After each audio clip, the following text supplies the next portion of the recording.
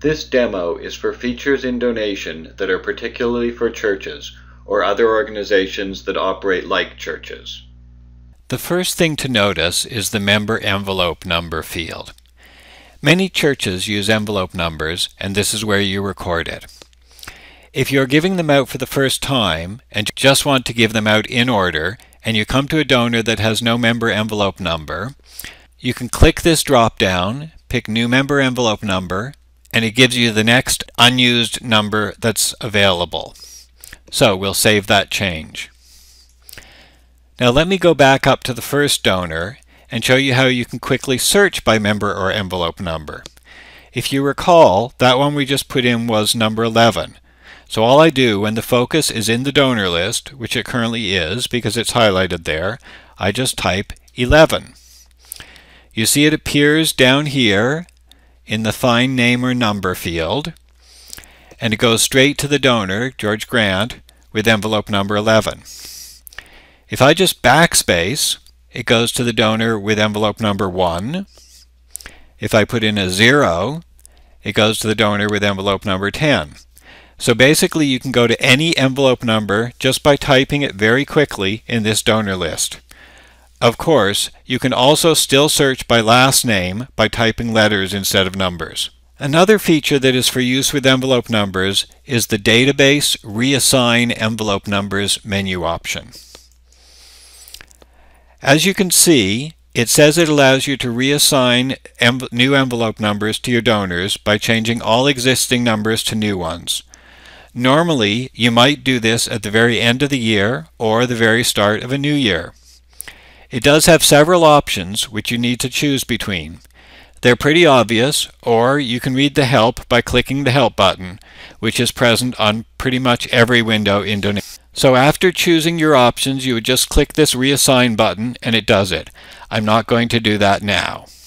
The most commonly used feature, or really the most important feature for churches, is this File One Date Batch Entry option.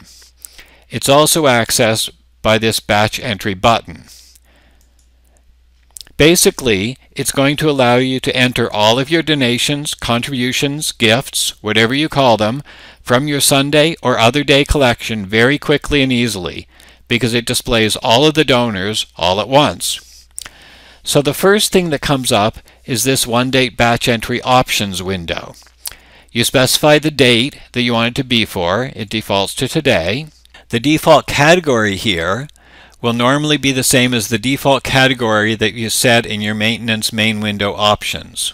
But you can change it to something else. For instance, if this is a special collection for one thing, suppose it's for the library. If you have other commonly used categories that donors split their givings between, you can set them in these two split donor categories. Now, you can also choose to display or not display certain fields that you might want to enter, specifically the check number paid by and description. I'm going to turn them both off for this example. Now, this is a very important option here, include existing donations for the specified date. Normally, you would probably leave this unchecked, because for one thing, you wouldn't have any existing donations on that date. You're just starting to enter this collection. But I'll show you a case where you would use that later. And the other thing here is to select criteria based on the donor categories. You might, for instance, have two very distinct groups of donors, perhaps for an early service and a late service on Sundays. And if you categorize them that way in one of the donor category fields, then you can show only the donors that come to the early service or only the donors that come to the late service in one batch entry run. Of course, that would only work perfectly for you if your donor's attendance at specific services was very consistent. The other thing you can use is Only Show Donors Who've Donated This Year checkbox. So, if you have regular donors who always come, and then you've got perhaps quite a few irregular donors, maybe from one special activity you did, but who won't be giving in your collections, you can check that to exclude those irregular donors who gave in a previous year. It doesn't exclude irregular donors from this year. So, once I'm done, I click OK. It asks you to confirm that you want to do it for that date. I'm going to say yes. And then we've got a listing of every donor. The default is in alphabetical order, if you haven't changed it, so I'll change it back here to by donor name, with their member envelopes showing, if they have them, and a space for the amount to enter, and the default category that you selected, which in this case was library because we were doing a special collection for the library. We can switch to sorting by envelope number with all the envelope numbers first and anybody without envelopes at the end in alphabetical order, or we can switch back to donor name, and it does remember that between uses of this window. So I'm just going to enter a few donations.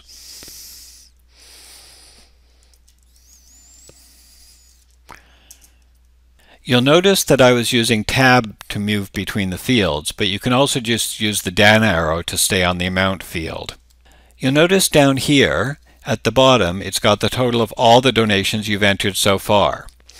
So if you have some sort of pre-entry sheet or check sheet, you can compare it against that. The other thing is, suppose this donation was actually for general, although the overall collection was for the library. If I click this Totals by Category button, it gives me the totals including a breakdown by the donation categories. So that could be some further checking. So suppose I've got this very small group of donations this week, and that's all I've got to enter. I'm going to click Save. It confirms all of the details that you're going to save, and you click OK. Now suppose I want to double check that.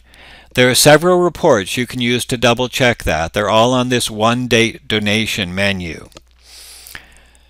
Most commonly you might use Details or Details with Member Envelope Number, which are the same except for including or excluding the member envelope number. So let's look at this.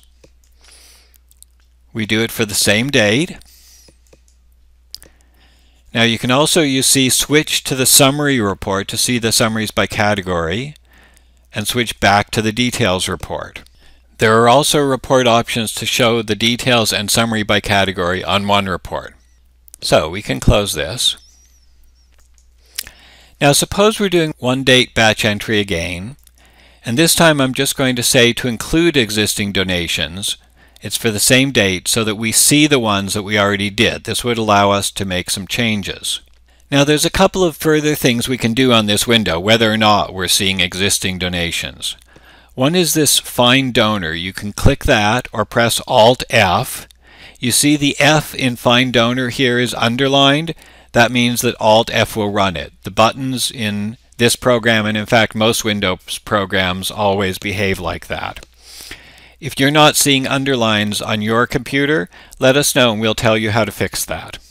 So I'm going to run that. You'll see that in the window that comes up we can search by the name, envelope number, or even several other fields, which might be helpful, for instance, if you've got a lot of people named John Smith. Let's try it. We'll type Smith.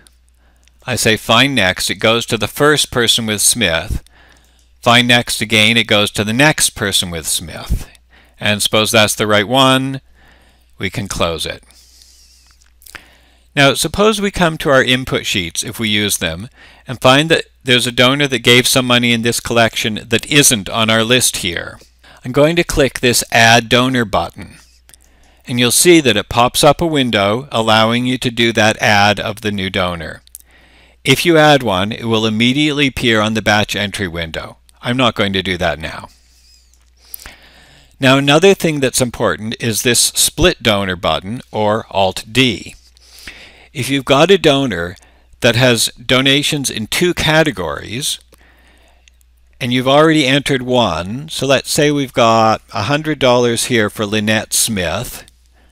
If I split the donor, there's a second line for her, and I can put in her other donation. Say it was $40 for the library. I just pressed L to pull up her library. If we had set split donor categories in the setup window, it would default to them. The Split All button, or Alt-P, allows you to add rows for additional categories for all donors on the list.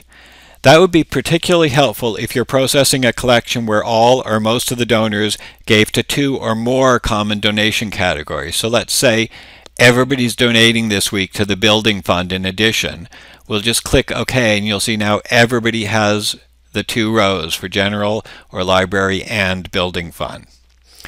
And that's basically it. I can save that, assuming that was the last entry. It tells me what's new from what I had before, but I've still got the grand total down here, and I can click OK. That's all of one date batch entry. One thing that sometimes happens is you've done your one date batch entry and you suddenly realize, oh no, I did it for the wrong date. Well, go to Database, Change Date of Donations. So all you do is you enter the from date that you're switching from, and the to date you're switching to. Say it was supposed to be the next day instead of that day that we entered it from. It will confirm that you want to do that and answer yes, and it changes all of them. There we go, 9-3. That was one that I entered with the batch entry. The final thing I want to touch on is the limited user password. I'm going to start by just setting up a password for program entry, which you have to have in order to also use a limited user password. Now the current password is empty right now, so I'll just leave that field the way it is, and then I'm going to enter one of my favorite passwords for this program entry password. Then we're going to go and set up a different password for the limited user password. Again, there's none currently, and we save that. Now, a limited user is like a teller or counter in your church who you want to enter the data after they've done the counting, but you don't want them to see the names in most cases because it's a privacy issue. It's not important for them to see the names. There are several options that control how limited user passwords work. They're in Maintenance, Main Window Options in this Limited Users tab. So the first option is whether they can see the donors who don't have a member or envelope number at all. In many cases, your answer to that will be no, so it won't be checked. If it is checked, then these other 3 radio buttons are further details of that.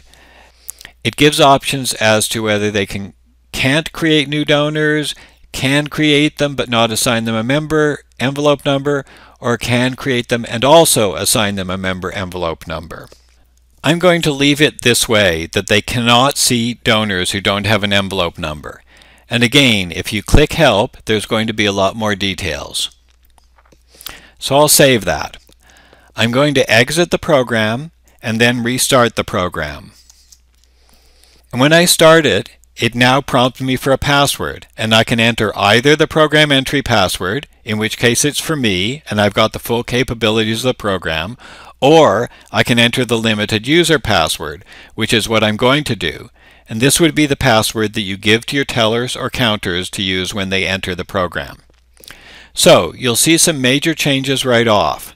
The first thing is only the donors with envelope numbers show up, because that was the option I picked. And only the envelope number shows up in the donor list here instead of the name, because that's part of the privacy. The menu options are greatly reduced. There are just a few file menu options. The one-date donation reports and the category reports, they don't have any confidential details. And on the backup restore menu option, you can make a backup, and then all the help menu options. So if they were going to do the batch entry, you've got the same options again. I'll just check that to not show existing donations, which is how they would normally use it. But all of a sudden, you see that the names are not displayed, only the envelope numbers. And if you click Find Donor, you can only find them by envelope number, not the name. So other than that, it is still all the same, but these users are very limited in what they can do. Now, if you go to the Help, you can look up limited users.